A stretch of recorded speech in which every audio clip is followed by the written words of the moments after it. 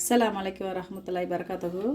நம்ம இன்றைக்கி இதே மாதிரி ஒரு சூப்பரான ஒரு வெஜிடபிள் பிரியாணி எப்படி செய்யலான்ற வீடியோ நம்ம பார்க்கலாம். வாங்க வீடியோக்குள்ளே போகலாம். இதுக்கு நம்ம ஒரு பாத்திரத்தை வச்சுக்கலாம். பாத்திரத்தை வச்சுட்டு நம்ம 2 கப்பு அரிசி எடுத்துருக்கேன். அது ஒரு 100 ml எண்ணெய் ஊற்றிக்கலாம். தாராளமாக ஊற்றலாம். ஒரு 100 ml எண்ணெய். சின்ன துண்டு பட்டை ஒரு 3 போட்டுக்கிடுவோம். கிராம்பு ஒரு 3 கிராம்பு போட்டுக்கிடுவோம். ஏலக்காய் ஒரு 3 ஏலக்காய் அதில் போட்டுக்குவோம். போட்டு ஒரு 150 கிராம் வெங்காயம் வச்சுருக்கேன். நீல வகையில் வெட்டி வச்சுருக்கேன். 150 வெங்காயம் அதையும் அதில் நம்ம சேர்த்துருவோம்.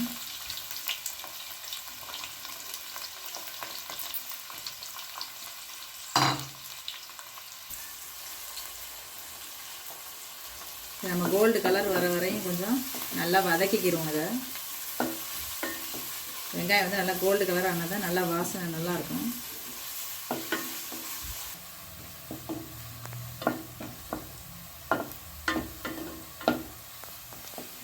வெங்காயம் நல்லா வதங்கிடுச்சு. நம்ம இதுக்கப்புறம் என்ன பண்ணலாம், கலர் நல்லா வரணும்னா நம்ம இந்த எண்ணெயிலே இந்த வெறும் மிளகாத்தூள் போட்டுறணும். வெறும் மிளகாத்தூள் எண்ணெயில் போட்டோம்னா நம்மளுக்கு ஃபுட் கலர் எதுவும் தேவையில்லை. இந்த கலரே சூப்பராக இருக்கும். இதை மட்டன் பிரியாணி இருந்தாலும் சரி, வெஜிடபிள் பிரியாணி, சிக்கன் பிரியாணி எல்லாத்துக்கும் இதே மெத்தடு தான். இது கொஞ்சம் கொத்தமல்லி அதிலே போடணும். அது ஒரு வாசனை கொடுக்கும் நம்மளுக்கு. இந்த மாதிரி செஞ்சு பாருங்கள். எந்த பிரியாணி இருந்தாலும் இந்த மாதிரி கொத்தமல்லி மிளகாத்தூள் முதல்ல போட்டோம்னா வாசனை கலர் நல்லாயிருக்கும். அதுக்கப்புறம் நான் 100 கிராம் இஞ்சி பூண்டு 50 கிராம் 100 கிராம் அரைச்சி வச்சுருக்கேன். அதையும் ஃப்ரெஷ்ஷாக போடுங்க, நல்லா வாசனையாக இருக்கும். போட்டு அதையும் நல்லா வதக்கிக்கிடுவோம். கொத்தமல்லி போட்டால் அது தனியாக கொத்தமல்லியை போட்டு வதக்கணும்னா அது ஒரு வாசனை நல்லாயிருக்கும். டேஸ்ட்டாக இருக்கும், நல்ல வாசனையாக இருக்கும்.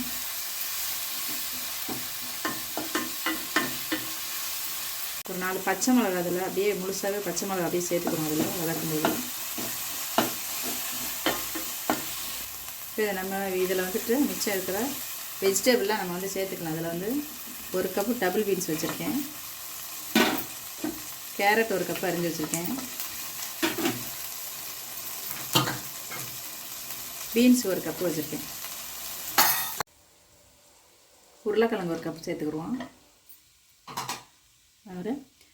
தக்காளியும் இது ஒரு 100 தக்காளிக்கு மேலே அரிஞ்சு வச்சுருக்கேன். அதையும் பொடியாக அரிஞ்சு வச்சுருக்கேன். அதையும் சேர்த்துக்குவோம். சேர்த்துட்டு நல்லா வதக்கும். இதை காய்க்கு தேவையான உப்பும் இதில் சேர்த்துக்குருவோம். சேர்த்துட்டு புதினா மிச்சம் இருக்க புதினா கொத்தமல்லி அதையும் நம்ம அது கூட சேர்த்துட்டு நல்லா வதக்கலாம்.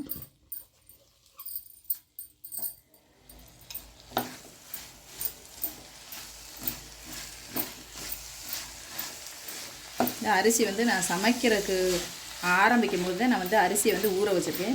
சீரக சம்பா அரிசி நான் ஊற வச்சுருக்கேன்.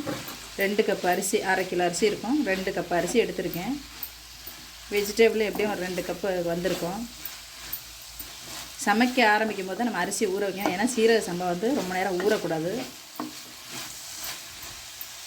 இது கூட ஒரு 1/2 கப்பு தயிர், நல்ல தயிர், ரொம்ப புளிக்காத தயிர் ஒரு 1/2 கப்பு சேர்த்துட்டு கொஞ்சம் நேரம் அப்படியே கிண்டி விடுவோம். ஒரு 5 நிமிஷம் அப்படியே கிண்டிட்டு அதுக்கப்புறம் நம்ம தண்ணி அளந்து ஊற்றிடுவோம். அதில் தண்ணி அளந்து ஊற்றி ரைஸ் போட்டோம்னா காய்கறி அது சேர்ந்து ஒன்றாவே ஒரு 5 நிமிஷம் அப்படியே நம்ம ஒரு தட்டு போட்டு மூடிடுவோம். ஒரு 5 நிமிஷம் அப்படியே வேகட்டும். கொஞ்சம் நேரம் காய்கறி வேகட்டும். நம்ம காய் ஓரளவுக்கு 1/2 வேக்காடு வந்தாச்சு. தண்ணி நான் இது சேர்க்கலை. தயிர் தக்காளியில் இந்த தண்ணி தான் இது விட்டுருக்கு. ஓரளவுக்கு 1/2 வேக்காடு வந்துடுச்சு. இப்போ நம்ம தண்ணி அளந்து ஊற்றிடுவோம். அதில்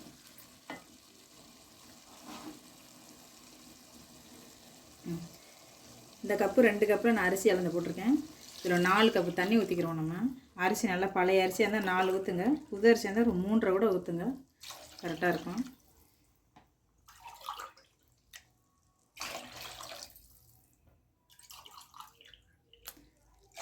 உப்பு செக் பண்ணிவிட்டு நம்ம தண்ணி கொதிச்சோன்னா அரிசி போட்டுக்கிறோம். அரிசி போட்டு செக் பண்ணலாம். தயிர் தக்காளிலாம் போட்டதுனால எலுமிச்சம்பழம் தேவையில்லை. இதுவே கரெக்டாக இருக்கும். அப்படி உங்களுக்கு புளிப்பு வேணுன்னா ஒரு 1/2 எலுமிச்சம்பழம் ஊற்றிக்கிடலாம். நான் அன்றைக்கி எலுமிச்சம்பழம் ஊற்றலை. கொஞ்சம் நேரம் கொதிக்கட்டும். அதெல்லாம் கொஞ்சம் நேரம் வெயிட் பண்ணுவோம். கொதிக்கட்டும் கொஞ்சம் நேரம். பார்த்து நம்ம இப்போ அரிசி சேர்த்தலாம். கொதிச்சிருச்சு, மசாலா கொதிச்சிருச்சு. இப்போ நம்ம அதை விட அரிசியை சேர்த்துக்குருவோம். அரிசி நல்லா தண்ணி வடிகட்டிட்டு சேர்ப்போம். ஏன்னா தண்ணி நம்ம அளந்து போட்டிருக்கோம். தண்ணி சுத்தமாக வடிகட்டிட்டு தான் போடணும் அரிசி. நம்ம பிஸ்மில்லாஹ்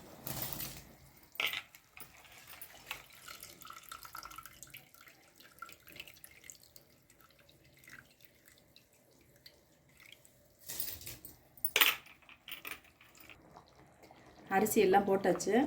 உப்பு செக் பண்ணிக்கிறங்க. உப்பு பத்தலைன்னா மறுபடியும் அரிசிக்கு தேவையான உப்பும் சேர்த்துக்கிறங்க. சேர்த்துட்டு அப்படியே கொஞ்சம் நேரம் கொதிக்கட்டும். அதுக்கப்புறம் நம்ம தம் விடலாம். அரிசி கொஞ்சம் நேரம் தண்ணி சுண்டட்டும். கொஞ்சம் அரிசி தண்ணி கொஞ்சம் பின்னி வர டைமில் நம்ம சோறு தம் வச்சிடலாம். தண்ணி சுண்டிருச்சு. இந்த மாதிரி இருக்கையில் நம்ம கிண்டி விட்டுட்டு தம் போட்டுருவோம். தம் போட்டு ஒரு 10 நிமிஷம், கரெக்டாக ஒரு 10 நிமிஷம் பொறுத்து நம்ம இதை திறந்து பார்ப்போம். கரெக்டாக ரெடி ஆகிருக்கும். தண்ணி சுண்டி ஆயிடுச்சு. நம்ம வெஜிடபிள் பிரியாணிக்கு வந்து நல்லா கமகமன்னு ரெடி ஆகிட்டு இருக்கு. இந்த இந்த மாதிரி தண்ணி இந்த மாதிரி பபுள்ஸ் வரும்போது நம்ம இதை வந்து தம்மு வச்சுருவோம்.